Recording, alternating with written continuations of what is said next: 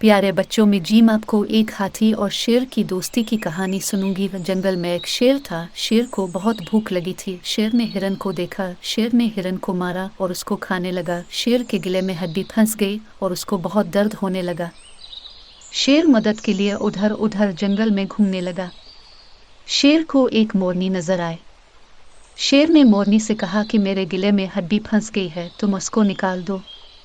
मोरनी ने कहा, ऐसा बिल्कुल नहीं हो सकता, इस बहाने से तुम मुझे खाना चाहते हो ना, तुम यहाँ से चले जाओ। शेर मायूस होकर वहां से चला गया। थोड़ी देर बाद शेर को एक भालू नजर आया। शेर भालू के पास चला गया और कहने लगा, मेरे गले में हड्डी फंस गई है, तुम उसको निकाल दो। भालू ने कहा, मैं बहुत थक गया हूँ और मुझे बहुत नींद आ रही है, तुम यहाँ से जाओ, मैं तुम्हारी कोई मदद नहीं कर सकता। अपना मुंह लटकाए शेर वहां से आगे बढ़ा। फिर से एक हाथी नजर आया।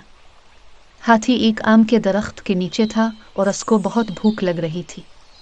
वो आम खाना चाहता था, लेकिन आम बहुत ऊंचे थे और उसकी सूंड उन तक नहीं पहुंच सकती थी। शेर हाथी के पास चला गया और इससे कहा, मैं तुम्हारी मदद करूंगा, मगर इससे पहले तुमको मेरी मदद करनी पड़ेगी। हाथी ये सुनकर कहने लगा, मैं तुम्हारी क्या मदद कर सकता हूँ। शेर ने कहा, मीर बड़े गले में हड्डी फंस गई है, तुम मेहरबानी करके उसको निकाल दो, फिर मैं तुम्हारी मदद करूंगा। हाथी इसके लिए राजी हो गया और अपनी सूंड से शेर के गले से हड्डी निकाल दी। शेर का दर्द कम हो गया और वो बहुत खुश हो गया। शेर आम के दरख्त पर चढ़ गया और वहां से आम तोड़कर हाथी को देने लगा। हाथी ने आम खाए और उसकी भूख मिट गई और वो भी बहुत खुश हुआ। इस दिन से हाथी और शेर अच्छे दोस्त बन गए।